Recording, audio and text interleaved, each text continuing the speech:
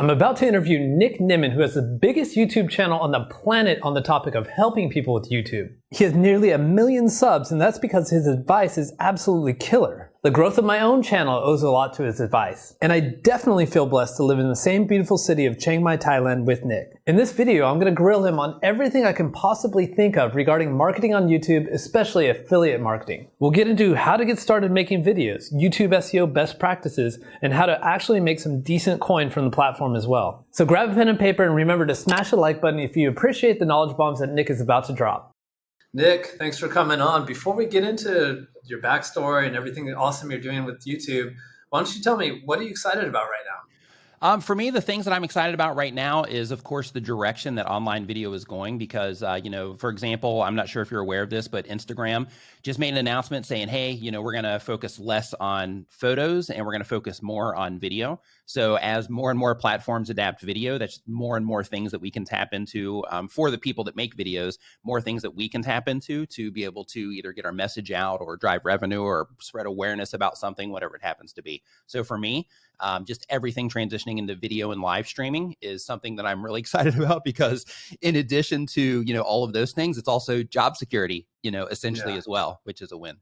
Yeah, we'll dig into that shortly. I got a lot of questions on why everyone should be paying attention to YouTube coming up soon. But for those people that are new to you, never heard about you before, why don't you give us a quick backstory, where you came from, how you ended up doing what you're doing right now, the journey. Yeah, so basically I first got onto YouTube as a solution to a problem. So about 14 years ago, I moved over to Thailand and my brother was working online at the time. So he mentored me at that point in time, made it possible, for me to even make that leap. And basically when I first came over, I was just on design work as a freelancer.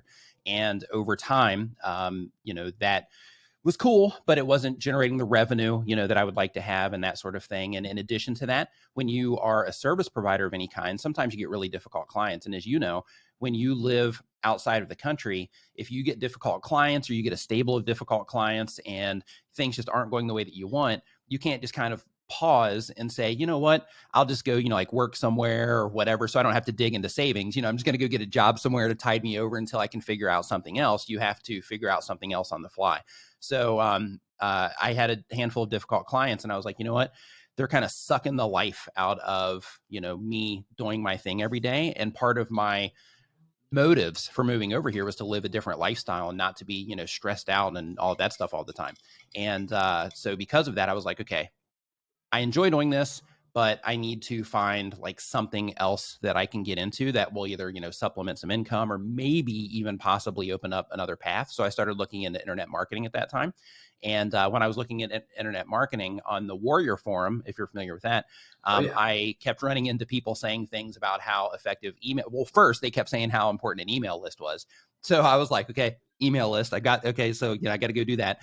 And then people started talking about how effective YouTube was at the time to drive leads into your email list. So I had a big battle inside of me in terms of like, okay, this might be the path. However, I don't want to be on camera. I'm, like starting this, in my 30s. So I don't want to be that person that is like, hey, what's this old guy doing on YouTube when it's, for a bunch of kids? I didn't want, family or friends or anybody to see me.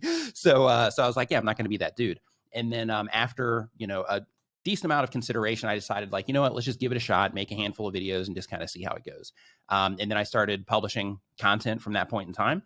And, one opportunity kind of led to another, which then ultimately, ended me up here where I am right now here talking to you on your show.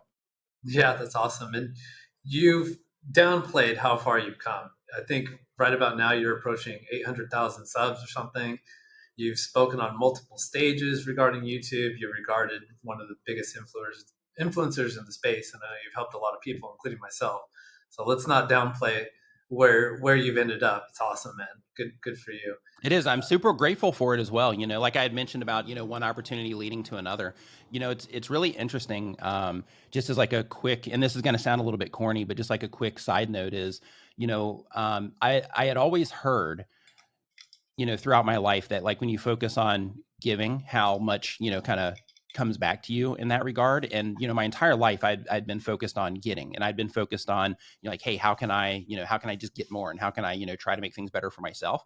But what's cool is, even though I went onto YouTube as a solution, I quickly started seeing, like, hey, let's just add value to people, and add value to people, and just kind of see, how that whole thing works out. And by adding more and just giving away everything that I knew, that is one of the things that led to, to the opportunities. So, it's just incredible that when you focus on that sort of thing, how much it can come back to you in return, and just lead to tons of opportunities just by being a cool person. So Yeah, just being a nice person, and not being, restrictive on what it is that you share. I agree completely. Let's switch gears a little bit. What would you say is the main reason, or maybe a few reasons, why should people start paying attention to YouTube right now, especially marketers? Because it's the second largest search engine on the planet, which, everybody kind of throws that around. But in addition to that, discovery on YouTube is incredible. And what I mean by that is, a lot of people look at YouTube as just that second largest search engine on the planet, which there's tons of power in that. You can get tons of traffic from the search features on YouTube. And if you show up in YouTube search, there's a really good chance you're also showing up in Google for their video results, and Yahoo for their video results, and every other textual search engine that shows video results. So you get to, really distribute yourself through YouTube search and through the other search options. However, when it comes to YouTube, the real juice is in their recommendation features, because when people log onto the platform, they're presented with a bunch of things that YouTube thinks that is a good fit for that person at that moment in time. And because of that, if you can make high performing content for YouTube, then you are going to end up on home pages. You're going to end up getting recommended next to other content. And those things can cause an avalanche of traffic to whatever it is that you're trying to do. Yeah, and that's how I end up watching stuff I never knew I even was interested in. Totally. That's really pretty cool. If you don't mind me asking, what is, for someone at your level, what does your earning breakdown look like? Like, what is, if you had a pie chart and this much is AdSense revenue, this much is affiliate, this much is whatever, what does that even look like? My affiliate income is roughly like 45 to 50% of what I do. My ad revenue is, I would say, roughly, 25%. No, yeah, about 25. And then everything else makes up, the rest of that pie. And by everything else, that means like crowdfunding, little side things like merch, which might bring in like a few $100s, like that kind of thing. But affiliate is my big chunk of change, followed by sponsorships. Those two are my main money makers. And then we have ad revenue, and then we have, all the additional things. Okay, perfect. Because my audience and the people that watch this channel, I just recently put up a YouTube community poll, and I think we're like 82 or 85% affiliate. So you're in the right space. Perfect. So next question I have is, if someone wanted to get started right now with the YouTube channel and affiliate was a big part of their game plan, what are their first steps? The first thing you got to do is you got to figure out what it is that you're going to sell. Of course, once you figure out what you're going to sell, you got to figure out who's going to buy it. So, one of the things that that was beneficial for me on my YouTube channel was actually thinking, who is it that I'm actually going to be going after with this content, so that I can build up, everything else around that. So when you know who it is that you're actually trying to reach with your content, or actually when you know what it is that you're selling, you know what content it is that you need to make. But where you can level that whole thing up is where you first think about, okay, who is it that I can really serve with the knowledge that I currently have, or the things that I know, or just the things that I want to share. And then start looking into, okay, what are all of the different ways that I can monetize that? What are all the different things that I can promote it as an affiliate? What companies would be a good fit for my radar down the road once I get some momentum that I can start reaching out to try to work with them? What assets can I build personally in order to, serve that same audience? So the first step is, of course, thinking of who it is that you're going to serve. And then from there, researching, okay, what is it that I can, bring attention to that's going to add value to the people that are interacting with my content. Nice. And even logistically or hardware wise, would you say an iPhone is enough to get started? Absolutely. Would you recommend just starting with an iPhone? Or would you say, like, get the proper setup first, or let's just get quick and dirty so we can start learning? Quick and dirty, really important. And the reason that quick and dirty is important is because, it might take you a month of research to figure out what camera to get, what microphone to get, how to set up, your studio and all of that. So because of that, just get started with whatever it is that you have. I actually have a video that I put up on my channel recently of a guy here locally in Thailand. He has a YouTube channel called Retired Working for You. And he built his YouTube channel to over 100,000 subscribers. He gets crushed with views. And the only thing he used until recently, because he upgraded where he got a little lapel microphone to where he can do some more creative things, but he got 100,000 subscribers just using his iPhone with no microphone, just running around Bangkok or actually running around Thailand, but mostly focused in Bangkok. So, if you get started with what it is that you have, you might find that that's all you need. Versus if you wait around and you're like, hey, I'm going to get this microphone and I got to figure out what camera to get and things like that. Not only are you delaying your process, but you're also kind of creating roadblocks for yourself to where you can just get started with what it is that you have. And one thing that's really important about getting started with what you have as well is, you have to learn how to upload videos to YouTube. You got to learn how to optimize things. You got to get your thumbnails together. You got to learn how to write titles, all of those things that go along with leveraging YouTube. So because of that, you want to go ahead and just get started so you can start learning from what it is that you're doing, like you mentioned earlier, Matt, so that you can start learning, what it is that you need to do on the platform. Because in that month that you would spend researching cameras and whatnot, you could be putting out, 4 videos over that time or 8 videos over that time to where you can start getting some feedback on, hey, people are liking this, people are not liking this. In my audience retention, which is basically a stat inside of YouTube that lets you know second by second how people are responding to your videos. You can say, hey, my hooks with this content right now, like my hooks suck. I'm not able to keep people watching. So let me focus on that before I get, a new camera. Nice.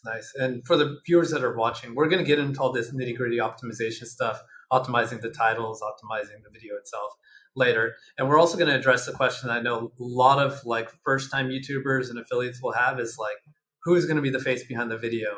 Does it have to be me? Can it be just B-roll? Can it be just my hands? We're going to answer all that stuff later, so don't worry. The next question I have for you is, what type of video content does work good for affiliate? The no-brainer that comes to mind, the no-brainer that I've already played with, is product review search type queries. So GeForce 9600 review, and you go on and make a video and here's my experience, you unbox it or whatever, you talk about stats, and then you try to get someone to buy it. That's the obvious one to me. Is there any other ones that I'm not thinking about?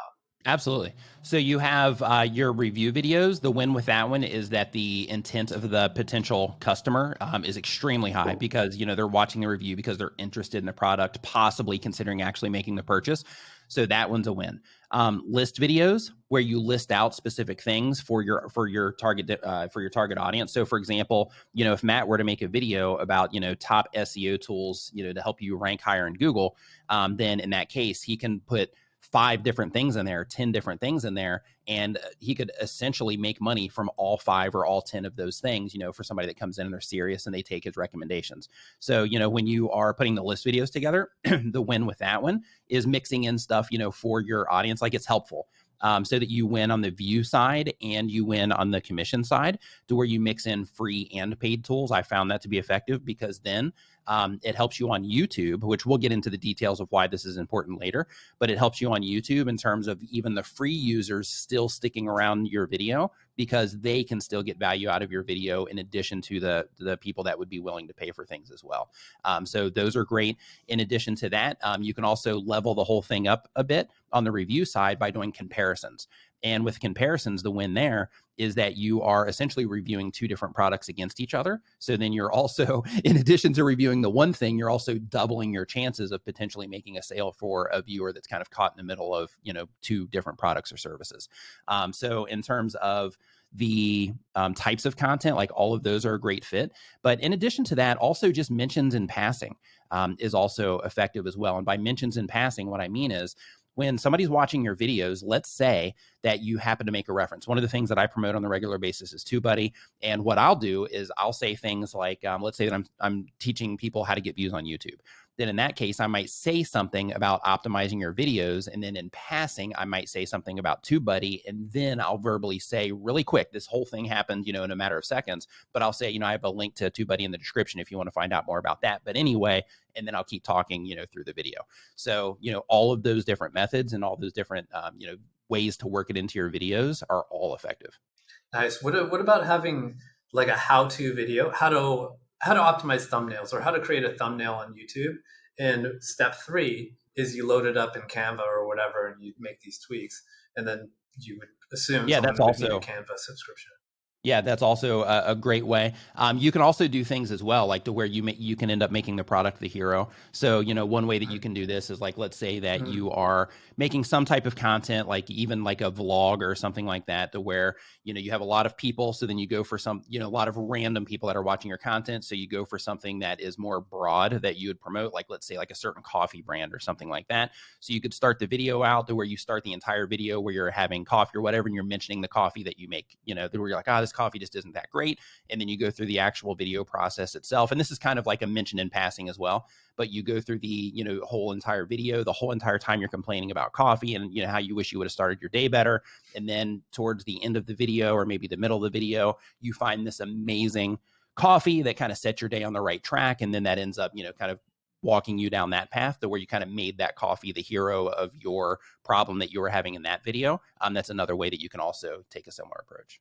Nice, good stuff. Okay, so let's take it back to the most basic form, product space review, product reviews and stuff like that. What are the steps to get started with making a product review video? Well, of course, you got to get the product, or at least you have to get images and information or video clips of the products. In some cases, depending on what it is that you're promoting, you might be able to reach out to that brand. So in some cases, you can just find it on press pages. But in other cases, you might need to reach out to that brand, see if they have any type of material that affiliates can use, or any type of press material, so that you can have images. I actually spoke to somebody, I can't remember his channel name off the top of my head, but I spoke to somebody at Vid Summit about 2 years ago, and they had an entire YouTube channel where all they did was review sneakers, and they never purchased a pair of sneakers for the YouTube channel. The entire thing was just using images that they got from the manufacturer and just highlighting all the different things about the sneakers, and they did great as an affiliate for that. So, when it comes to, the actual product itself, you don't always have to have, the physical product. But in terms of getting ready for the video, of course, you would need, either the images or the actual, product itself. And then, of course, any type of script that you want to put together. But before you do that, I actually recommend that you do all of the research for what it is that you're going to be promoting first, because you might find that, okay, this particular thing that I'm wanting to promote, the competition for this is really heavy. There's tons of people that have videos about this. So it might be easier to go for something that has a little bit less competition, when I'm promoting this particular thing. But basically, you want to do that research first. Then, of course, you want to collect all of the visuals that you're going to be using and all the information that you would condense into a script for that product or service that you would be promoting as an affiliate. And then, of course, you would go through the process of, recording the actual video itself. Got it. On the topic of free products, so I have my Diggity Marketing YouTube channel where I'm just talking about SEO and stuff. It's really not monetized except for referring people to my own services. But we have a separate channel that I'm using on one of our affiliate sites, and it's a health website, health and fitness, and we're reviewing supplements. We haven't paid for a single product yet, and they're just shipping them out like nothing. So I think, at least in our space, they're finding that, of course, if there's an opportunity for a YouTube video to get created, it's going to be a positive spin on our product. So we'll send you a piece of product immediately. There's no issue with that. And we've also found that it's often pretty a nice incentive for our people that are actually creating the videos, or our actors, just to be incentivized with supplements. They're getting a lot of it. We got like people that are into fitness and stuff. So we'll talk more about that later and what it's like incentivizing the face of your video and stuff like that. But I just wanted to put that one in there. Here's a question. It's going back to something you mentioned earlier. What's the best way to pitch from a YouTube video? Do you want to do it directly from the video? Is it best to get people to an email list and do it there? What's your experience? Depends on what you have going on. Like if you are somebody that's like, I don't want to worry about managing an email list and, going through that whole thing, then in that case, you can promote directly off of a video and it's fine. Like I do, all of the stuff. So, I've got like an email list that I'll, promote stuff through occasionally. I've got my actual YouTube content. I've got a podcast I'll promote stuff from. I've got, a website that I take people to, and then I'll have promotional things inside of that as well. So, I'm trying to do, touch people wherever I can. But, at the end of the day, YouTube just by itself, just mentioning the things in the videos, making videos about the things, like that's enough. In terms of, getting people onto your list, if that is something that you want to do to where you can, have future contact points with those people, then of course you're going to get the biggest gains from that one because you have those people that are coming into your email list. But the downside of that is that getting them onto your email list might also distract them from remembering that they want to purchase whatever thing it is that you happen to mention. So, you would have to balance that out as well. But at the end of the day, it comes down to, what it is that you have going on in terms of the different assets that you've created, like your email list or, just running it off of off of your YouTube channel or sending it to a website.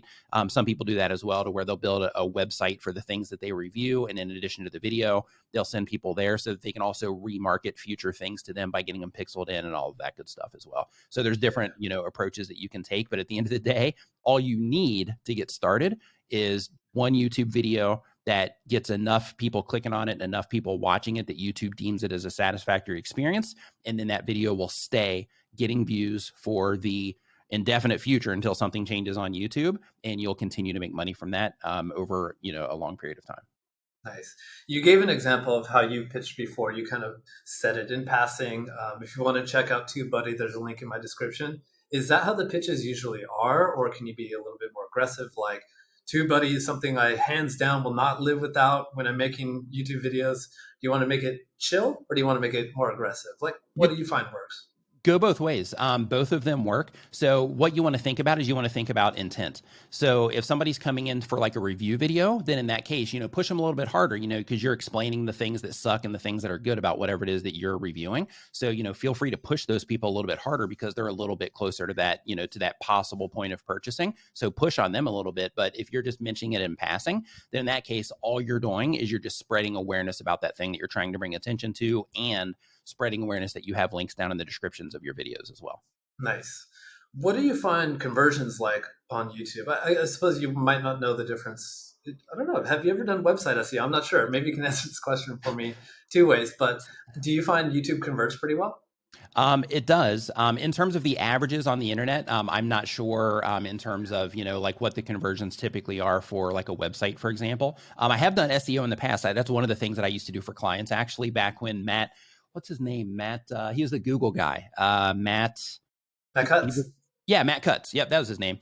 So back when he was putting out videos on a regular basis, like that was when I was doing that type of thing for clients, helping them get like blog posts up and things like that. But in terms of the conversion, I actually give me 1 second because I took a note on this just because I figured that you would ask me that. So let's see here. So I put 3 examples for you. And all 3 of these examples come from different intents, of course. So I have one video that's driven me about $27,000. The conversion on that one is 3%. It's a review video, and the intent is, extremely high on that one because it's a review video. The growth tools, I get about 3.5% on the growth tools. The intent on that is mixed because I do sprinkle those in, in different ways. I've dedicated videos, and then I also do, mentions, and it's also extremely hands-off as well, to where I'll even have links to them in my descriptions, to where I'm telling people to go into the descriptions, but I'm not necessarily saying to get that. So, all of those things are, summing up to the 3.5% for those. And then for live streaming content for one specific live streaming brand, I'm getting about a 1.8 on them. And the intent on that particular one is pretty casual as well, to where it's more of like live stream tip related things. And then I just happen to mention them in the videos to where I talk about the live streaming tips. Got it. That's pretty good. Just those figures, rattling them off and comparing to website figures, that's really good. I'm newbie at this YouTube affiliate stuff, at least with this channel that we started. We only really started that maybe February. But I got one statistic. We have one product that's ranked for product-based review. It's ranked number 1. It has 1,000 views. It's only been number 1 for maybe a month or so. And it's made about $740. So that's about 74 cents per view. And in calculating that and thinking about how that relates to website content, that seems about on par for a very, very nicely converting product. For some of your like Amazon products or whatever, like you're not going to get that much earnings per view on a page for sure. So I'd say it's pretty damn good. But again, it's the product that I'm promoting that's high intent. pays well and all that kind of stuff. So it seems You know, pretty one good. thing I'd like to mention really quick, just as a side note, since you mentioned Amazon, is another exciting thing that's going on right now is if you have any type of social influence in terms of like a Twitter following, Instagram following, TikTok, YouTube, anything like that, you can get into the Amazon influencer program. And as an affiliate, of course, if you're sending, if you're sending people to Amazon, that's one thing, but they have it now to where if you are part of their influencer program, you can also live stream and upload videos to product pages. And if somebody watches your video or your live stream before they make a purchase, or if they make the purchase during the live stream, then you can get a commission directly from that interaction as well. So, if you're worried about YouTube, or if you're like, hey, I'm doing okay on TikTok, or I have a Twitter following, but I'm not on YouTube yet, but you want to experiment with video, going right into the Amazon marketplace through their influencer program might be a great place to start. That's really interesting. Have you tried it yet? I have not. I have a friend of mine that in the past 3.5 months, he's made almost $12,000. It's like 11,000 and some change. Okay, pretty cool, Yeah. man. Pretty cool. And just to go back to my anecdotal experience, I just want to mention this before I completely forget. This channel that we just started in February, it only has like 400 subs, but some of its videos have 12,000 views. It doesn't mean that I have a newbie channel that I can't get some traction. Like, we've got some amazing traction. And that's what you want. You want video views. Subs is cool for ego and for authority and getting new traction, a head start of traction on new videos. But in the affiliate game, I'm at least finding it's not that important. It's about making good videos and getting views and ranked. Absolutely. And when it comes to subscriber counts, like if your goal of your YouTube channel is affiliate marketing, then subscriber counts are completely irrelevant, and you shouldn't even track that as a metric because it doesn't matter. Like the thing that you should be tracking as an affiliate is how many people are watching the videos and how many of those people are converting into at least a lead or a sale for me. Like those are the things that would be the primary things to focus on. And those are really the only numbers that matter in that case, in terms of, the things that you see from the outside.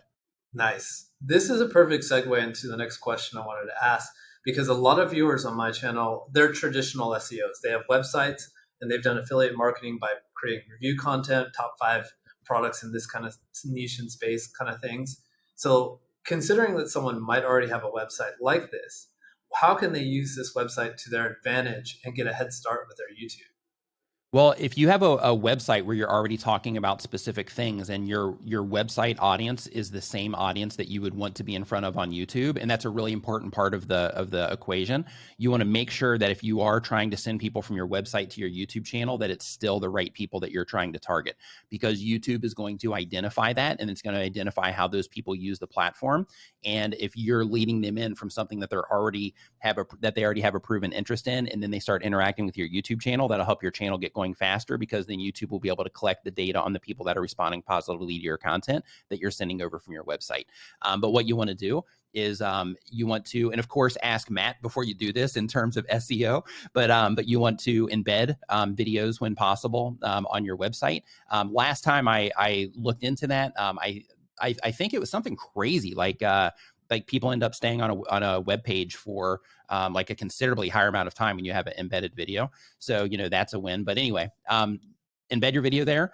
Also, if you go to, if you just Google for Google developer subscribe button, then what you're going to find is you're going to find a just like a little generator to where you can create a little embed for your subscribe for your YouTube channel. You want to put that on your website somewhere as well, so that you can get people subscribing over there, so that when you publish new videos, not all, but some of those people might see the videos. So you're just giving yourself that little bit of a bonus by doing that as well. Nice. I can attest, this is the way to go. In my experience, you guys can check it out right now on Diggity Marketing's YouTube channel, or just Google it. Google rank and rent. And depending on which way the wind is blowing today, I might be number 1, 2, or 3 for that keyword rank and rent.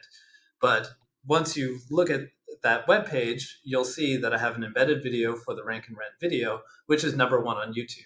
If you were to search on YouTube, you would see a rank and rent video number 1 on YouTube, which I tell people to go back and see the full post on the page, so they kind of feed into each other. It's like creating a fortress. Each of them is going to send more traffic to each other, more conversions, etc. It's a game changer, at least in my experience. In addition to that, if you have a high authority website, then in that case, that can also help build authority on your YouTube channel as well, because you're sending links to your YouTube channel from an authority website, which can help you on your YouTube channel as well. Wow, I thought that links and embeds weren't part of the YouTube algorithm anymore. Can you clarify? What it is they are basically scouring for anything about that particular YouTube channel, but they're checking the links, but they're also checking for like mentions in news and that sort of thing as well. All of those things help build authority. So for example, like when I do a presentation, like let's say that like I do like Vid Summit, then, just me being there with any links going to my YouTube channel, me being on Social Media Examiner, which is an entire blog about, social media and all that stuff, or an entire website, like those types of things are, they help add authority to my YouTube channel. Cool clarification. Learning a lot of stuff. I'm actually taking notes right now. Like a lot of stuff is golden. Let's bring it back to the basics. Can you explain to us how videos are found most of the time on the YouTube algorithm and to the YouTube engine? Like YouTube search is obvious, but explain this recommendation engine. So a majority of the watch time on YouTube, over 70% actually comes from the recommendation features on YouTube. It's rumored that they're actually sliding over or closer to 80%, but they just haven't put that out officially yet. But in terms of the recommendation features, what that means is when people go onto YouTube, that first page that loads up, all of those videos that you see there, they're being recommended to you. So that's called browse or the homepage. So it's part of the browse feature. So that surface right there is YouTube predicting content that people are likely to watch and likely to enjoy.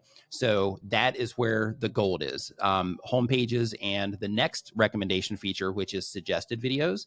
Suggested videos are when you're watching one video on YouTube and they're recommending videos next to it or under it if you're on a mobile device. And that's also another place that is really powerful for getting like a lot of views. And the reason that these are so powerful, if we just put it into real life practice here, is when you are targeting YouTube search, like I'm not discounting YouTube search at all. It's extremely powerful and it should definitely be part of your strategy as long as the content type, the type of content that you're making supports it. But if you were to publish a video today and that video was optimized for search, then in that particular case, if it just showed up in search and people responded to it in search, you're not going to get, 20,000 views on that video today. However, through the recommendation features, if you publish a video today and it's a high response piece of content and people, they click on it a lot, they watch it for a long period of time, they further engage by subscribing, liking the video, commenting, clicking on end screens, watching more of your content and that kind of thing, then that particular video could end up getting 20,000 views in the next hour. So, the difference in terms of the amount of traffic that you can drive, from the different features is staggering. So because of that, when you are on YouTube, you want to make sure that you're thinking of search, right? If your content type supports it, that you're thinking of search and that you're thinking of keywords and that sort of thing, but that you're also thinking outside of that box. Because I know when it comes to websites, there's very technical aspects of SEO that you have to make sure that you're keeping in mind. And some of that, will cross over into YouTube as well. But at the end of the day, what really makes content perform well in search and through the recommendation features is how people respond to the content that you're publishing. So to wrap that up into its own idea, it doesn't matter how well you optimize your videos. It doesn't matter how many backlinks you have come into your videos. It doesn't matter where, none of that stuff matters on platform if you can't get people to click on your videos and watch your videos at a competitive rate compared to the other videos that they're being recommended against. Because all of that perfect metadata still doesn't make for a good video. And at the end of the day, what YouTube is trying to do is they're trying to keep people on platform. They're trying to keep people coming back to the platform. And the only way to do that is by giving them content that they enjoy over and over again. So if you can help them achieve that goal, then they're going to continue promoting not promoting your content, but showing your content to viewers that are the most likely to enjoy it. I got it. It seems like there's two different plays, or maybe three different plays you can have.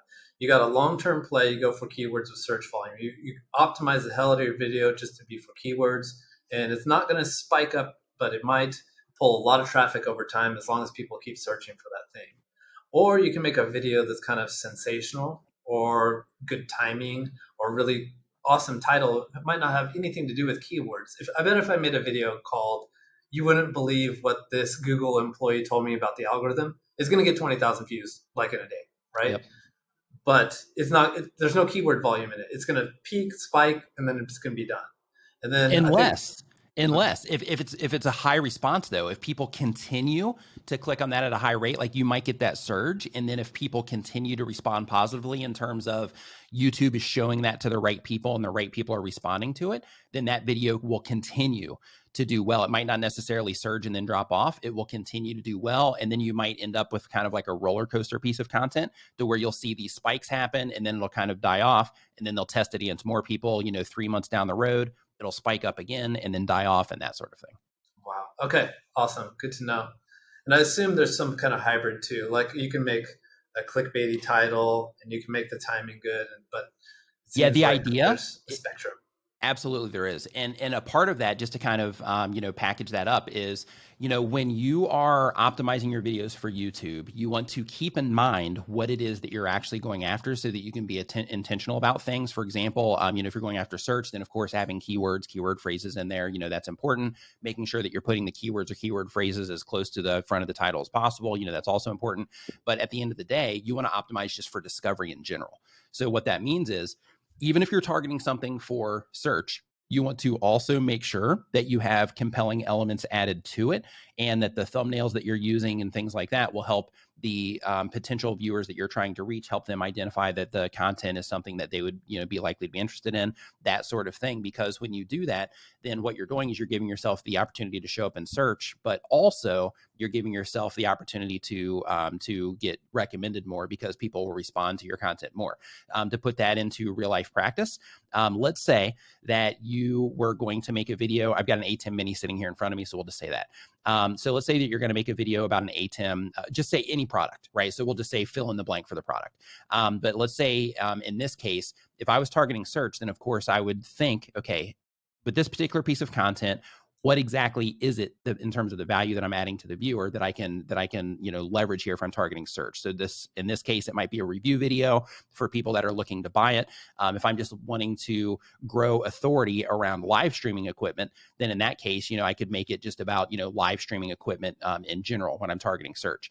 Now, if I was trying to target, home pages, then in that particular case, the title, like, if I go back to search, then like the keyword or keyword phrase might be, ATEM Mini Pro review, right? Or, something like that. But when it comes to home pages and getting recommended, then you might want to change things up a little bit. You can go full sensational to where you have an image of that, you're sitting there holding it. You got the YouTube face, mouth open, the whole nine. And it says something like, this live streaming device changed my life. Right. Mm-hmm. And then in that case, you're still targeting live streamers in that case, but then you could still go into the actual review and still possibly get sales out of that as well. But you're targeting differently, just based on, what it is that you're trying to accomplish with that video. And of course, the value that you're including in the video that you publish. Awesome example. Here's some more examples I want some more clarification on. I think you have 8 videos with over 1 million views on them. That's insane. Which strategy were you approaching on these? Were they search targeted? Are they sensational? Are they a hybrid? What are they all about? Hybrid. Yeah, hybrid. So some of them were search focused, but people ended up responding to them from recommendation features. So most of the videos that you see on YouTube that have large amounts of view counts on them, most of them, even though they will get search traffic, most of them will still come from the recommendation features. Now, if you have something that is very strictly search targeted, like how to do SEO, then in that case, you might have a lot of people looking for that, and that might end up, driving a lot of people through search over a period of time. But once YouTube identifies that, hey, this type of viewer is looking for this type of information, they run across this information and respond positively to this video after watching content that's like this, and this, then they'll start recommending that content on home pages anyway to see if people respond to it. And if they do, then you'll start, pulling in tons of traffic from recommendation features. Nice. Okay, let's get into the search aspect of things. I think you said that it's all important. You got to get your SEO aspects in play. You got to get your search aspects in play. You got to make interesting, compelling titles. Your content has to be good. Let's focus on search right now. What are the basics? What are the must-dos when it comes to optimizing on-page optimization for a video? On-page optimization, make sure that you have your keyword or keyword phrase in your title. Make sure that you add captions to your video. YouTube's going to auto caption your videos, but you want to make sure that you go in and you double check because sometimes their system can screw things up. So you want to go in and make any manual changes to make sure that, that everything is being said or that they are interpreting everything the way that you actually intended it to be said. In addition to that, you want to make sure in your description that you also add your keyword or keyword phrase and then different ways that people might be looking for it as well. So you want to do all of that in natural language. You don't want to keyword stuff because that's against the terms of service. You'll end up getting your videos taken down and your channel deleted eventually. So what you want to do is, like, let's say, for example, we were going to go for that ATEM Mini Pro review. Then in that case, I would make sure that I would say, this ATEM Mini Pro review is going to take you step by step through the process of showing you, let's see, what else would somebody look for that? ATEM Mini Pro review, showing you why you should get the ATEM Mini Pro, like that type of thing, to where basically you think to yourself, if I'm targeting, this particular phrase, what other ways might people be looking for this so that I can also work those into my description.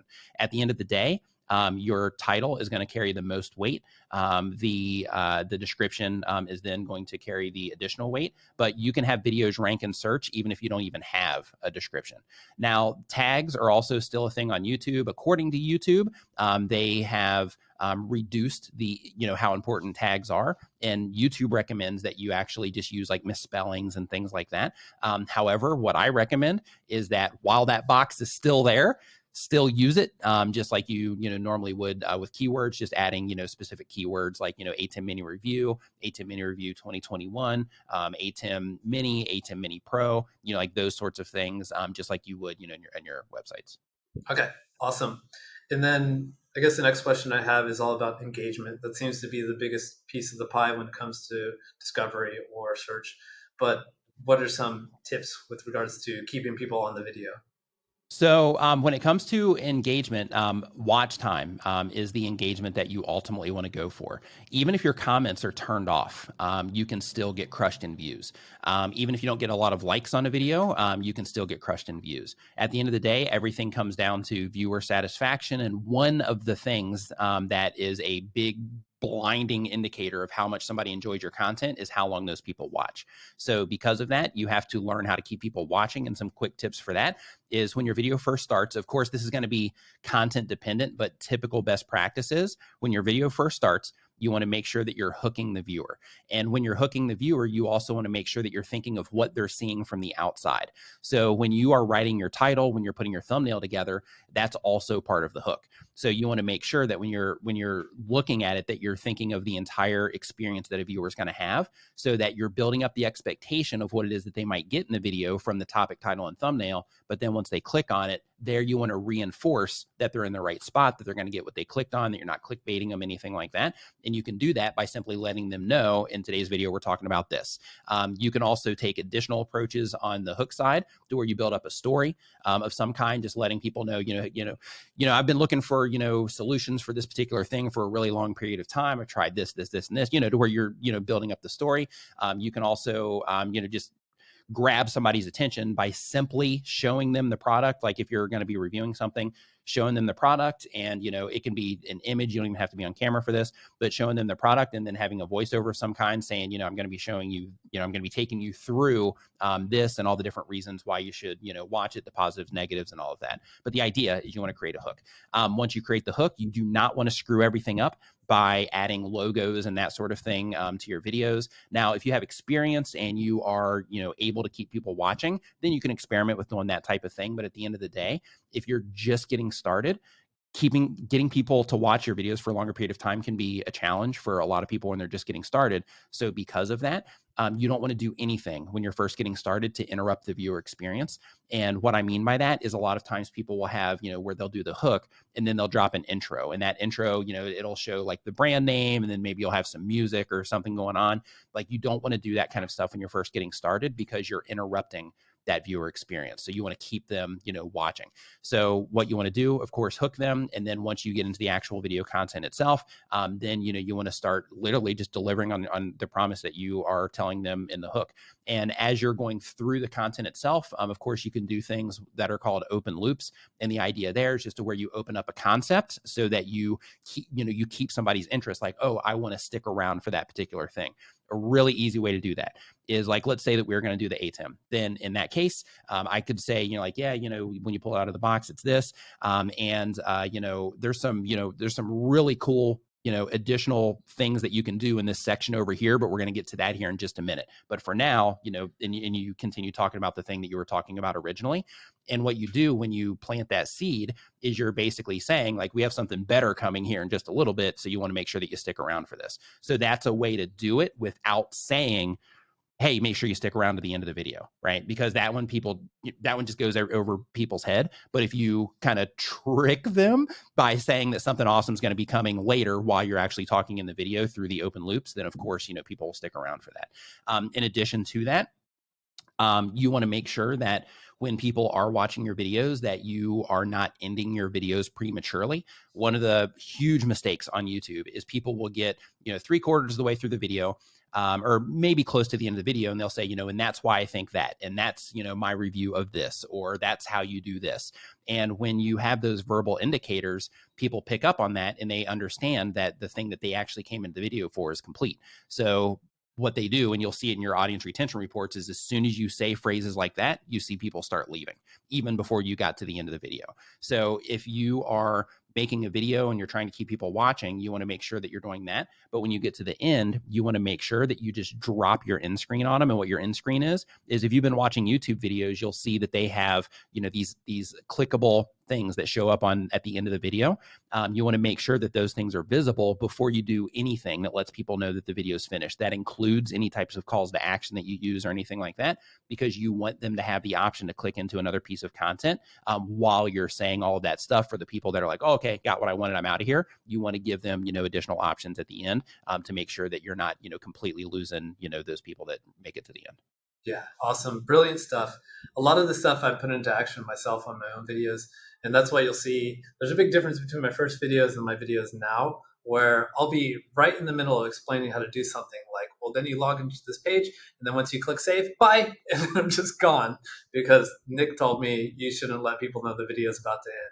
So some people have called me out and said that's kind of awkward, but hey, stats are stats. Right. And that's what data doesn't lie. Yeah. Yeah. Cool. I don't have a theory. This isn't my theory. I was told this, and maybe you can confirm this or not, but channel subs and how that applies to YouTube search SEO and stuff like that. So the analogy that I gravitated to, I loved it because it has a lot to do with website SEO, is like the amount of channel subs you have is like your overall channel authority. And then your higher channel authority, the easier time you have ranking for search term type stuff. Is that true? Is it like that? It's not necessarily based on sub count, even though sub count does play a small factor. Some of the authority things that I was talking about before in terms of people, from authoritative, sites and YouTube channels, linking back to yours, like those things also are a big part of authority. But the difference is when it comes to ranking in search, the advantage that a larger channel has, and you could say that it's based on subscribers, but it's also more based on, like, by the time you reach, let's say, 10,000 subscribers, you've had a lot of people watch your videos. And during the time of a lot of those people watching your videos, you've had YouTube collecting data on all of those people. So in that case, if you just started today, when you publish a video, especially if you're targeting search, you're publishing a video and you're just going to slowly collect data one user at a time.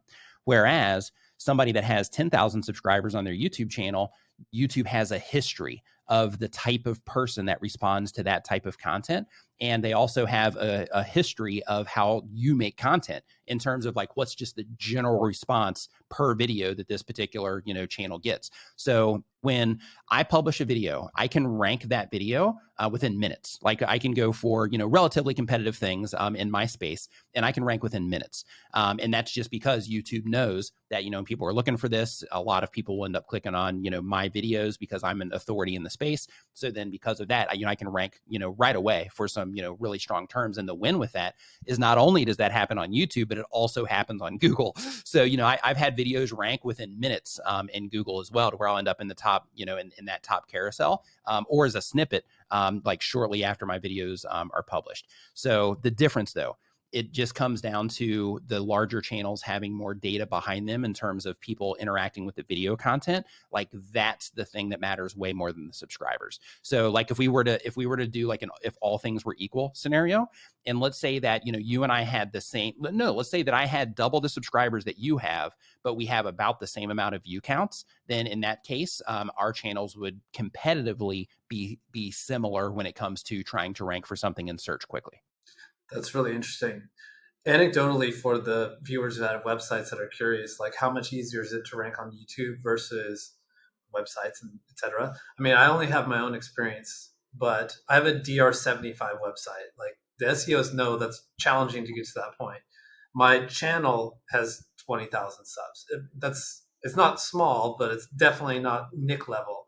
And I would say the amount of effort it takes to get a video to number one on YouTube compared to the website is light years easier. Not even counting the journey it took to get to DR75, but just you're gonna publish on the webpage. You might need some links. Whereas with YouTube, if the content's good and people like it, it's gonna just be number one. It's gonna stay number one. And that's something that I would really like to emphasize is, a lot of people, when they start getting into YouTube, they'll run across things on the internet. Like if you hang out in any type of like YouTuber communities, you'll run across things on the internet where people are like, oh, YouTube doesn't show new channels to people. And, you don't have a chance against larger channels. All of that is false. So if you start a brand new channel today, even though I have authority on my channel, even though if I've made, a bunch of videos about a particular topic, if you make a video today with a brand new channel, and people respond to your video you get better numbers than I do in terms of people clicking on your videos, watching your videos, going to your channel, watching more of your content, that kind of stuff. If you end up performing higher than I do, you can go through and knock me out of every spot that I have, even if you have a brand new channel. It just comes down to video performance is the ultimate thing. So the example that I gave before about me being able to rank, pretty much immediately if I target a search term, in that scenario, my video performance still ends up determining if I end up staying in those spots or not. So like the example here is if I publish that video and let's say that I end up showing up within the top 5 search results in YouTube search. Well, if people aren't responding to my videos as much as they are the other videos that are around me, then I'm going to quickly start losing positions in search because, the other people's videos are performing better than mine. Whereas if you were in that same scenario and you published a video, even though it might take you a little bit longer to rise through the ranks because YouTube doesn't have, data on your channel if you're just getting started, if your video is a high performer, then you'll just continue to climb through the ranks as people continue to positively respond. And it might take you, a month or 3 months or maybe even 6 months to get into some really good spots, but you'll get there as long as people are positively responding to what you're doing. Nice. Through search. They got to respond positively through search for you to get the traffic from search. If they're just responding from home pages, then in that case, you'll get the traffic from home pages. So YouTube gives us, just as a quick side note, and this is really important if you're targeting search, but they give us a traffic sources report for every single video, which lets us know where our traffic is coming from and what our metrics look like from each of those sources. So if you notice, hey, I'm not getting a lot of search traffic, but I'm getting crushed on home pages, go through and look in your analytics and you'll see why. It'll be because your metrics aren't that great in search and your metrics are awesome on home pages. If you find out that you're getting all of your traffic from search and hardly anything from recommendations, then you go through and you look at your numbers and you'll figure out why.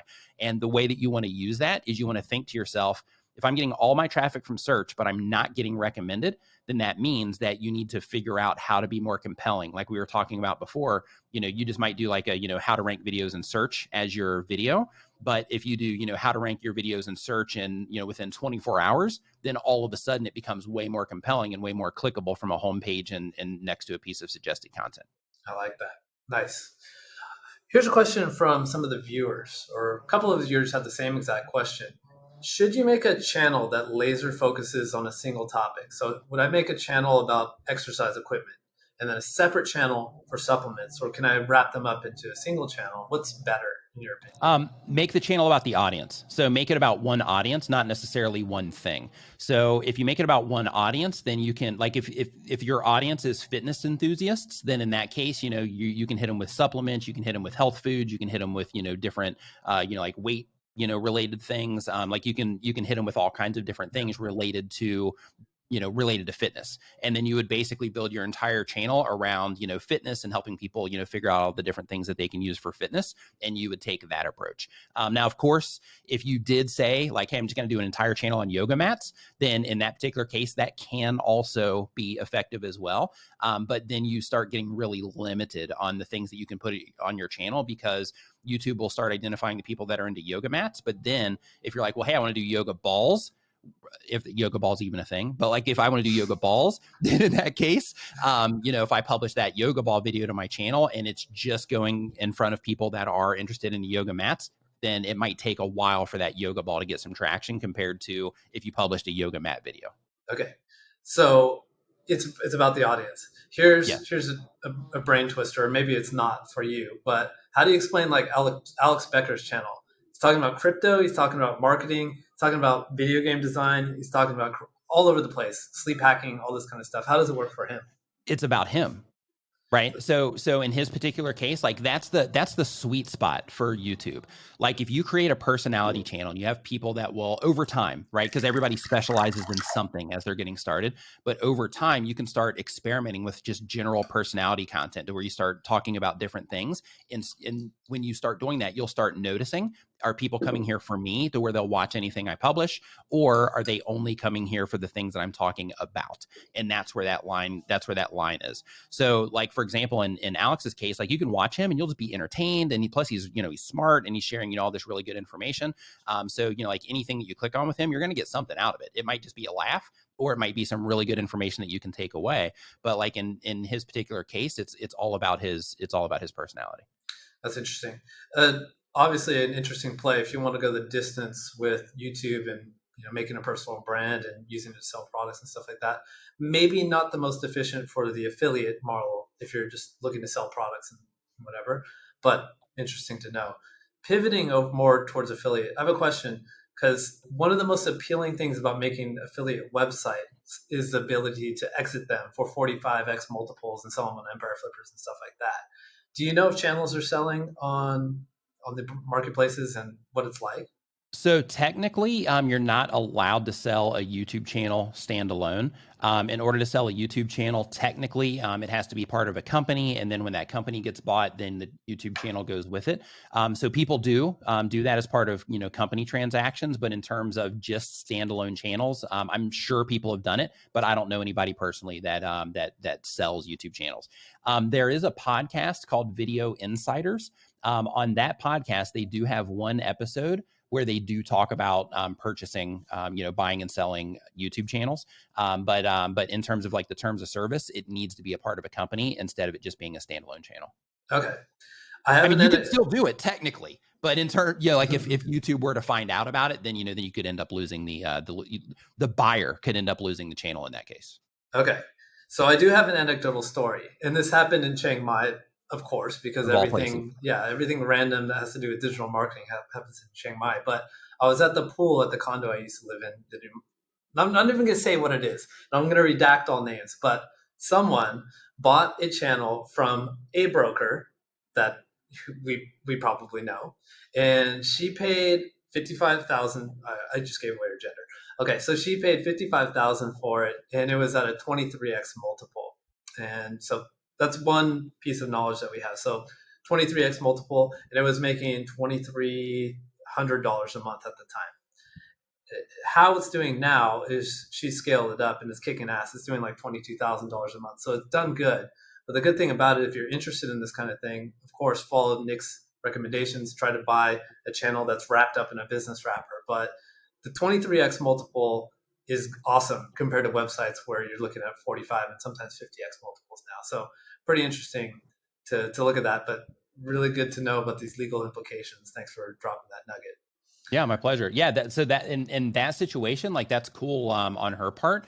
Like if it's generating $2,500 a month, and she was able to, and she paid $55,000 for it, then yeah, like that might be a side business in terms of me creating YouTube channels, because getting them to like $2,500 a month, that's a relatively easy thing to do. So yeah, like yeah, that's interesting.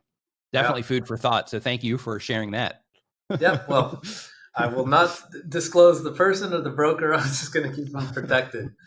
I guess one of the gating factors to buying and selling channels is going to be exactly what we just talked about. When the channel is tied to a personal brand, like I couldn't buy your channel, I couldn't buy Graham Stephan's as if I had the money for that kind of thing, but that pretty much blocks it. But obviously, it's effective. But would you say it's a necessary component of having an effective YouTube channel to make a personal brand and a face and a personality behind it? It's not necessary.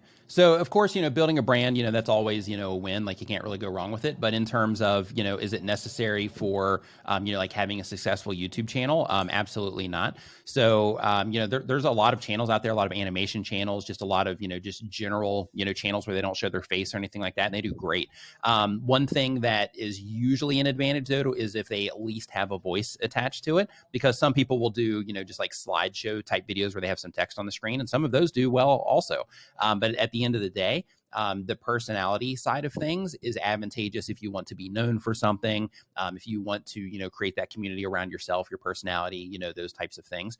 That's where, being a personality is really advantageous. Plus sponsors, like if you want to, end up, because affiliate marketing, that's just like one side of, a YouTube channel. But if you want to end up working with sponsors in the future, that kind of thing, and of course, having a personality attached to that channel is also advantageous. But some things that you can do as well is just when you're starting the channel, just being mindful. Like my channel right now wouldn't be something that somebody could buy, but over the course of 6 months, I could turn it into something that people could. So for that, I would have to change the channel name into something that's more general, something that would be like a brand name. And then of course the content itself, I would need to hire some other people that would come in and start, supplementing some of the content as that content started performing well, taking off some of my content. So then it's me, but then it's starting to mix in other people and then maybe even some animations, that kind of stuff. So I would be able to offload it in like 6 months or maybe a year once I went through that process. So you could actually, on any channel, you could go through that process of kind of sterilizing yourself out of it or making it much less about you. But there's definitely, it's not something you'd be able to do overnight. Yeah, sure. Let's talk about that. Let's talk about hiring a face for your channel. Or let's say an affiliate wants to start a channel from scratch and they don't want it to be their face. I don't feel comfortable on camera. How would that person go about hiring a face? Like, where do you find these people? I would hit YouTube, because on YouTube, like you see the people. So I've made content for other people as well. I made content for Empire Flippers for a little bit. I made content for a company called Uscreen as well for a little bit. I actually have somebody just sent me an email wanting me to make content for them as well, which I won't do. But if you are somebody that wants to hire somebody, I would just go onto YouTube and I would start looking for content creators that are just getting started but have awesome content. And make sure that you resonate with their personalities. Make sure that you like how their set looks. Make sure that you like all the stuff about them, because that person will end up being the face of what it is that you're doing. So when it comes to hiring somebody, personally, I would go into YouTube. I would look for content creators in all types of different areas, not just your specialty, but I would look for content creators across different niches of content so that you can find somebody that you think would be a good person to represent your brand, or if you're selling things as an affiliate, to somebody that came across trustworthy and those things that are important in that case. Physically, how would I do that? I would go to YouTube, type in, let's say for my fitness channel, I would type in how to do a squat. And would you say go to like page 10 of the search results and find someone who hasn't really figured it out yet? Just go to YouTube, go to how to do a squat, and then sort by upload date. If you sort by upload date, it's going to show you all the new content so that you know that that person's active as well. But then when you search by new, then one of the things that's going to happen is it's going to prioritize videos based on when they were published versus, just the general response that those videos have gotten. Mm-hmm. So by default, they sort by relevance. But if you go in and you sort by new, then in that case, or by upload date, then it will show you the channels, or not the channels, but the content that's been uploaded on that topic within, whatever, not even a date range, but just recently. So go there, and then you'll be able to find people that are new, people that, are just getting started. Also in that process, you might find hashtags that people are using. Like for example, hashtag fitness in that example might be the thing. So then you would try also putting the hashtag fitness, because that also gives you a search results page, to where sometimes people will show up there if they can't show up in search just because it's a new piece of content. And then that would also, introduce you to some, newer content creators. Cool. And then you could just go to their channel. You can see, like, I'm looking for someone with less than 1,000 subs, but good personality, nice set, knows how to talk. Yeah. And even on your, like less than 1,000 subscribers, like you could even go higher than that. I would say less than 10,000 subscribers. And in some cases, depending on the type of content, you might even be able to go higher, because, like one thing that you and I take for granted is that, when we look at these types of things, like we're thinking of like revenue and, how you would monetize it and that sort of thing. But a lot of content creators on YouTube, they just make videos because they love making videos. So they're not thinking about, all they're thinking about is ads. They're not thinking about affiliate marketing. They're not thinking about sponsors. They're not thinking about merchandise. They're not thinking about their own products. They're just making content because they enjoy it. So because of that, you might find somebody that has 10,000 subscribers on their YouTube channel, but they're not making hardly any money, and they have to go work a job they hate. And then when you go and you reach out to them and you're like, hey, I got this opportunity for you, it's YouTube related, you're already clearly enjoying making video content, then you're going to open that door and give somebody an opportunity to make money, like real money, doing something that they love. So, because of that, I wouldn't necessarily look at the subscriber count. I would just solely focus on, the actual content and what you feel about the content. And then, just reach out to a bunch of people. So one of the ways that you can reach out to them is on every About Me page on YouTube. As long as the page is set up properly, you'll see a business inquiry button. If you click on that, they're going to ask you to confirm that you're not a robot, and then they'll show you the creator's email, and then you can send them an email there. As a heads up, not everybody answers those. So because of that, you also want to grab their social media handles and try to get in touch with them over there. Awesome. So let's say I get a hold of this perfect fitness guy. I want to be the face for my channel. You talked about, let's introduce them into making some real money. How do you incentivize them? And how do you incentivize them in such a way where they're not going to leave and figure out like, okay, I see how this thing is done now. Why don't I just go do it on my own? Non-disclosure is one, and non-compete is another. So non-disclosure will keep them talking about, whatever it is they learned from you. The non-compete will keep them from competing from, with you and your content within a certain period of time. So those are, two approaches to that. In addition, like, pay them well. Like if you are, and I've always believed in this, like if you're gonna bring somebody on, and if you want, A players, like you're gonna have to pay, for A players. So because of that, like if you're gonna get somebody and that person's gonna be the face of what it is that you're doing, then make it worth it. Make it to where they don't want to go do something else because you're taking care of them well. Like there's people that have the entrepreneurial mindset that will by default be like, okay, well, how can I do this myself? How can I, make that money?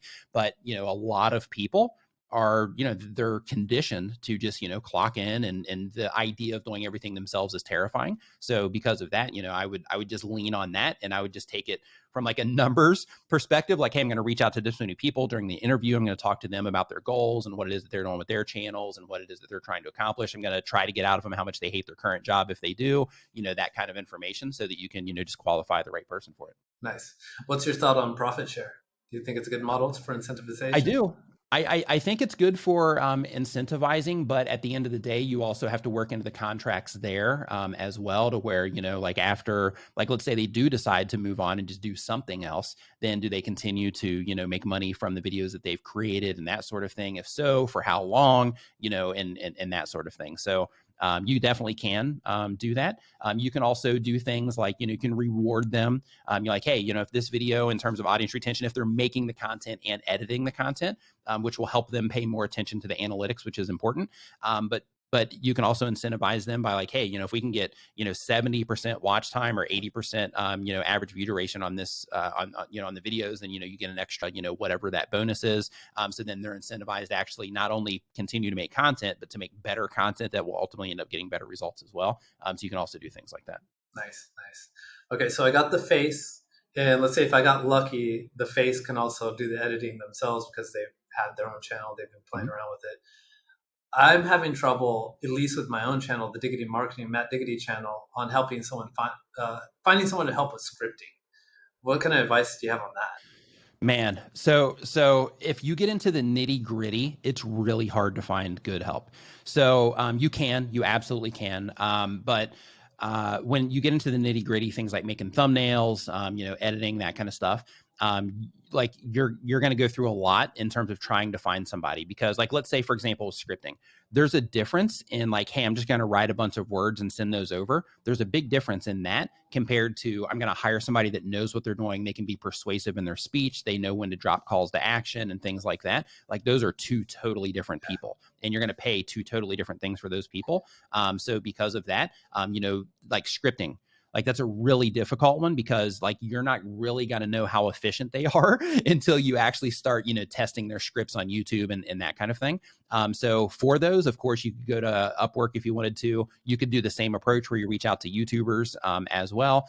You could also try, if you wanted to, like Fiverr or something. But I like, if you're doing it because of time, then you might as well, just give Fiverr a shot. If you're like, hey, I'll just take whatever and then I'll make a video about it.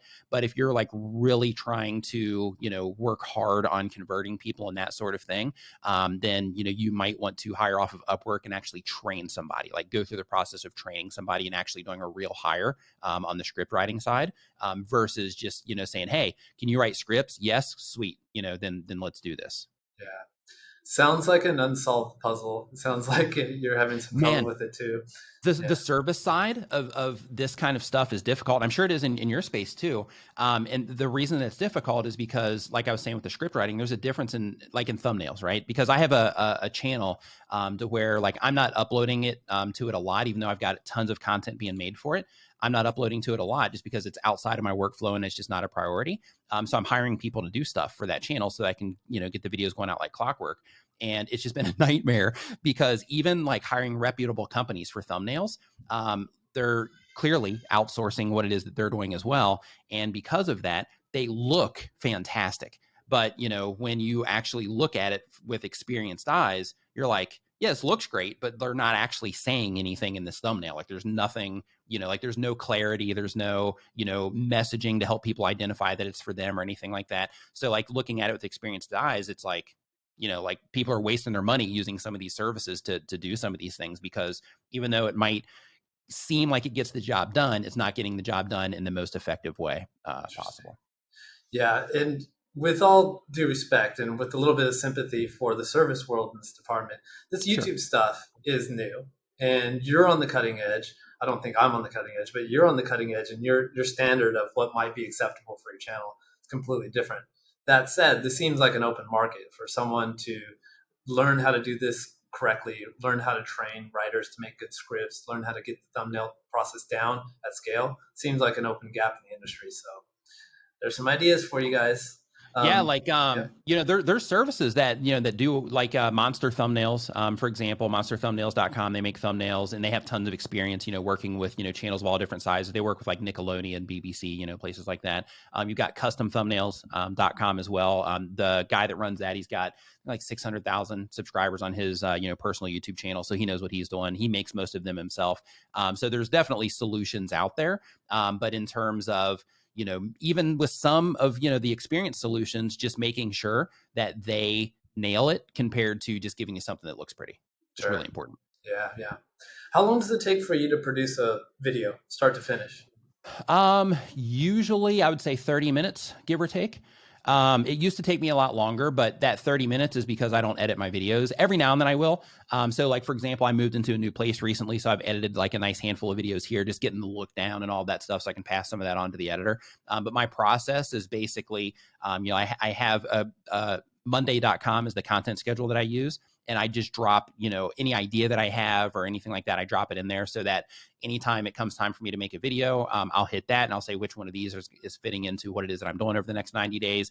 And then I'll pull those over. And then basically I'll sit down and I'll just batch record, a handful of videos, and then I'll send those off to the editor. And he's really good. So it's very rare that I have to, request a change or anything like that. But I'll send them off to him. And then, when he sends it back, I just watch it and then upload it, and it's good to go unless there's a change, which, like I said, hardly ever happens.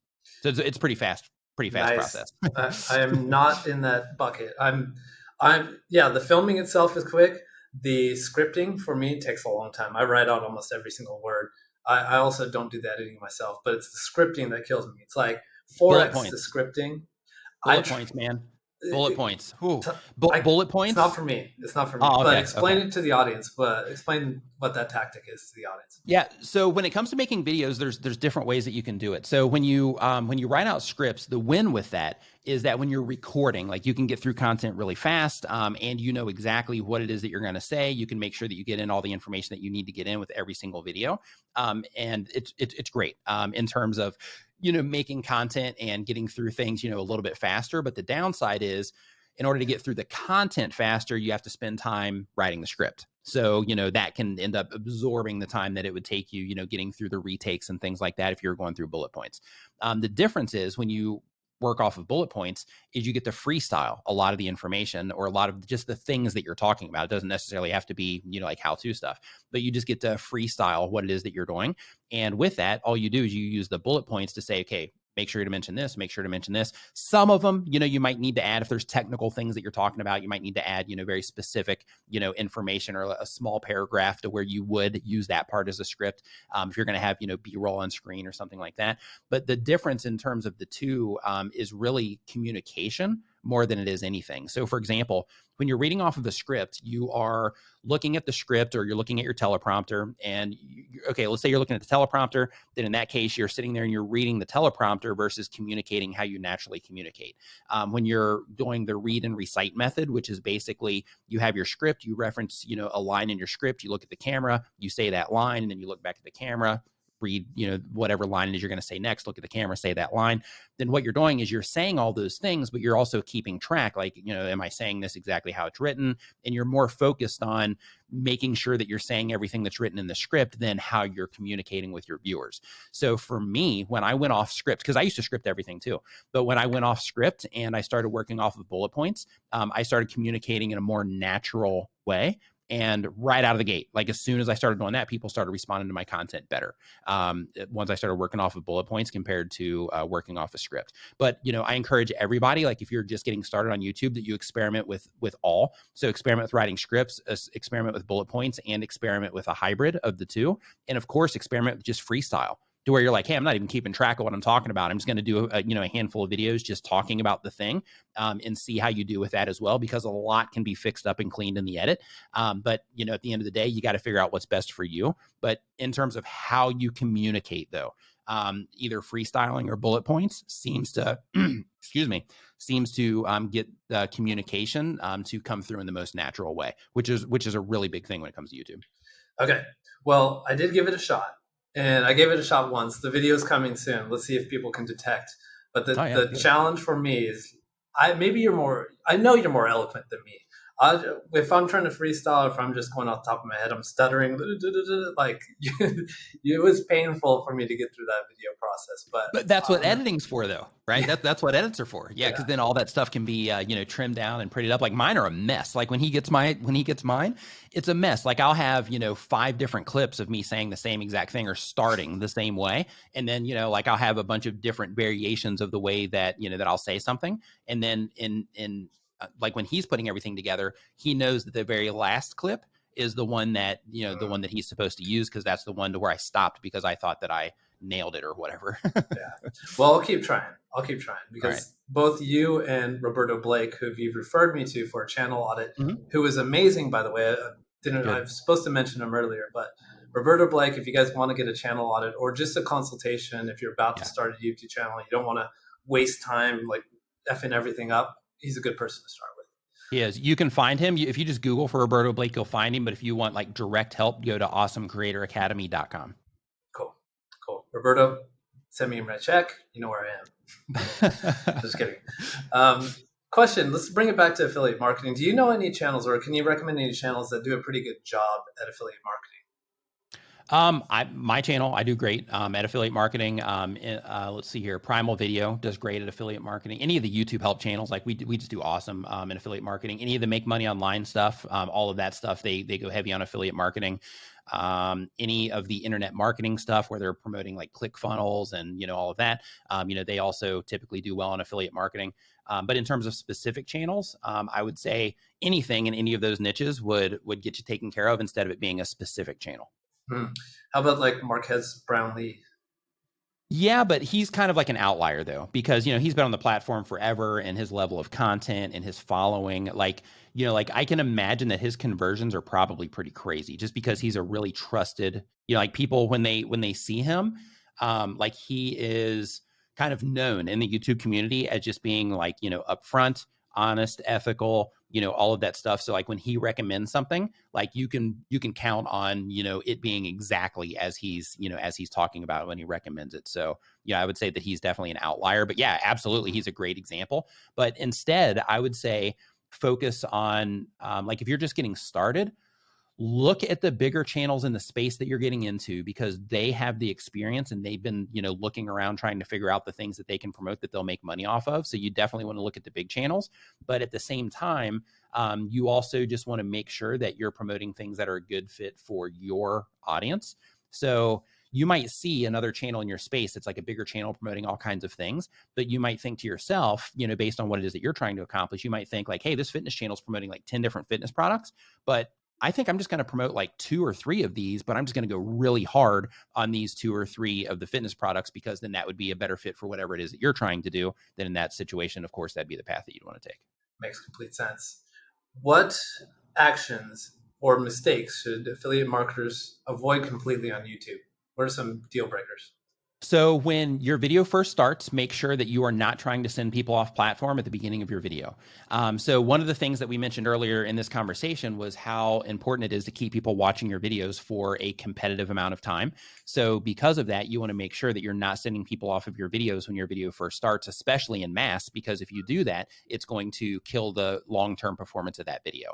So you want to make sure that any affiliate things that you do mention, you want to wait until they're at least halfway through the video. If possible, wait and do it to the end. Not all the way at the end when your end screen elements are there, but just somewhere, right before your end screen drops, so that you can try to drive people off site. Because in that case, because you're doing it for the sake of, trying to drive revenue. So then in that case, it makes a little bit more sense to do it just right before your end screen drops, because then you're not trying to get them to click on another video. You're trying to get them to click on your link. But in addition to that, you want to make sure that you optimize your channel page for the things that sell. So what I mean by that is once you start, putting out video content, you're going to start realizing the things that people end up buying the most. And what you want to do is you want to organize sections, but they're playlists that you add to your channel page as sections. And you want to organize those based on things that typically convert for you. So for example, like let's say that you're talking about a specific product, then you would want to make sure that you have an entire playlist of that high converting product at the very top of your channel page, because as people are coming into your video content, some of those people are going to go to your channel page to see what else you have going on. So if you have the higher converting thing up there at the top, especially for mobile users, because they have to scroll through a bunch of stuff before they get to everything else, then what you're doing is you're prioritizing the content that's proven to perform on your channel and proven to convert. So you want to make sure that you're doing that. In terms of off-site linking, you also want to make sure that you're linking to reputable things. So I would avoid, people do it, but I would avoid some of the affiliate programs that are kind of on the edge in terms of like, I'm not sure the reputation. I won't name call, but like just be mindful about where it is that you're sending your traffic, because if the sites are kind of shady, then you can actually end up having like guideline strikes and things like that happen. So for example, a friend of mine also makes YouTube help content.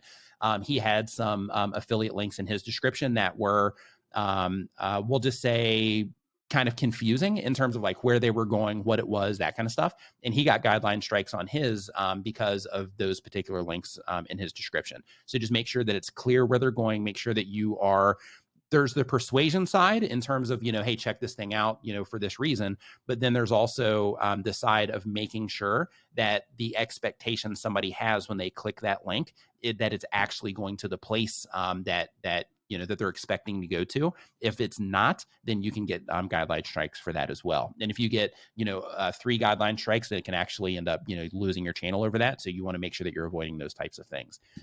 In addition to that, what else to avoid on affiliate marketing? You want to make sure that you're also bouncing your links off of something. So If you have a website, then in that particular case, especially if you're building that website, for your YouTube channel, then I would connect. You can do it with your htaccess file if you want. If you don't want to, if you don't want any tracking, or you can use like an affiliate plugin of some kind to where you put links in your video description that will be like yourwebsite.com/whatever the product is, so that in the event that, they update their affiliate program, they change links, they change the affiliate program or who it is that they're going it through, then instead of having to go through every video description and change those links up, which you could use TubeBuddy for that, through their bulk tool if you wanted to, but instead of going through and changing all of those links, you can just change it in one spot on your website, and then you don't have to worry about going in and updating all of those descriptions. So that's something that you want to do as well, instead of just using the raw links there. And if possible, you can also do that through, some type of, your own shortener if you want, or something like that. But it's helpful if you do it connected to the YouTube channel. So if your YouTube channel is like riverside.com, then in that case, if your YouTube channel is Riverside, then of course, you'd want riverside.com or something related to Riverside, so that it's about your YouTube channel, so that if anybody at YouTube goes, clicks on your links, they see what's going on, they know that it's bouncing off of something related to your YouTube channel. Sure. Speaking of strikes, this is something that definitely freaks out like my audience. I think a lot of my audience, they like the fact that they own their own websites. This is their property. Sure, it could lose Google traffic, but they can diversify it. They can do a whole bunch of things. But when you're on YouTube's platform, you're playing in their sandbox. You do something wrong, you get a strike, you could lose the whole channel, you could get hacked, whatever that could be. How do you protect yourself from that kind of stuff? There's other things too. So there's a YouTube channel. Her name is Swoop, and she had over 600,000 subscribers. And all of a sudden, her channel just died. And going back and forth with YouTube, they basically dismissed it as, we apologize. It seems that your channel just got caught up in some type of algorithmic anomaly, is what they called it. And she had to start from scratch. So, there's definitely risk, when it comes to, playing on somebody else's field. So because of that, you want to make sure that you are getting, people off site as much as possible. If you're doing this for business, it's totally different, because there's like the content creator world, which is like people that make videos because they love it. And then there's the business content creator world. If you're a business content creator where you're doing it for affiliate marketing, or you're doing it for something related to your business, then you want to get as many of those people as possible to get into your email list and that sort of thing, so that you can, contact them in the event that your channel goes down, let them know that you have a new resource for them, or that you're going to be uploading somewhere else, or whatever it happens to be. But it's a scary thing. People that have successful YouTube channels, like, we think about that at night, laying in bed, like, man, I hope I don't wake up tomorrow and, something crazy's happened, because then you got to, start from scratch. So because of that, having offline assets to where, you have those touch points in the event something goes wrong, is definitely advantageous. Interesting. And would you say like email list is a good thing to move people email towards list, Discord, social Discord media? Yeah, email list, Discord. If you are, into Discord at all, Slack groups, Telegram groups, anything like that, for your community, keep in mind management comes with that, because you got to, make sure everything, they're not getting spammed and that kind of stuff. But in addition to those things, setting up your own membership type of thing as well can also be advantageous. You just mentioned, what was the one that you mentioned, Matt? I don't know. Just getting people to social media. Social media. Yeah. And of course, trying to drive people to, like your Twitter account, that kind of things, to where you also, have some of those people over there, is also something that you want to make sure that you're doing. Cool. Here's a personal question. I totally feel my dopamine going crazy with this YouTube stuff, right? So like, I think YouTube Studio, the app, is like toxic almost. Like it's like crack. You see your sub count, you see your views, you see green arrows, you see red arrows. Like it just gets all the triggers going. And I can't even imagine what that's like, having nearly a million subs like you. Like, how do you deal with this dopamine? I like, when it comes to the Creator Studio app, I had a period of time, like when everything was like first accelerating, I had a period of time where I was checking in there multiple times a day and like looking, at particular videos and the views that are coming in and all that good stuff. And it does, like, it's definitely not something that you want to get in the habit of doing. But like when you are doing anything for a period of time, you kind of get used to stuff, like like you're known in your space. So, like when you have when you have your events and like when you go out places, I'm sure people are like, oh, Matt, oh my gosh, hey, what's going on? So, you get kind of, some of that feedback as well. I think that also, there's dopamine that comes along with that as well, because then people know you and you're recognized and all that good stuff. So in terms of managing it on platform and how they try to, keep you uploading and keep you, interacting with all their stuff, just putting your phone down. Of course, is, step one of that. But also, just keeping in mind that, with all of these things, like even if you are like, okay, right now I've got almost 800,000 subscribers on my YouTube channel. Things are going great. But, like things change, there's seasons to life. And because of that, there's going to be something, in the future that I'll either evolve into, or I'll just ride this out until, whenever. But, just understanding that, that things are awesome right now, and kind of embracing that dopamine and being like, hey, this is the moment that I'm in right now, and I'm just going to love it. And I'm going to take those dopamine hits. If it means I'm looking in the app, then that's fine. Or just kind of put up that hard, like, hey, I'm not going to let that get into my brain, and then, just put your phone down. Got it. For me, it's uninstall that because it's pretty bad.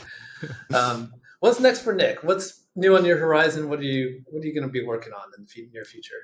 So I've got 2 software as a service products that should be coming out within the next 6 months. One is for YouTube, another one is for YouTube live streaming. And in addition to that, we are within the next 30 days, as long as the stars align properly, we're also launching a free music service for YouTube content creators as well.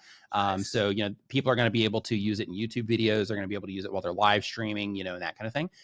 So we're launching that within the next 30 days or so as well. So that's what's on the horizon for me at this point in time, the things that I'm, kind of nose down, working on behind the scenes.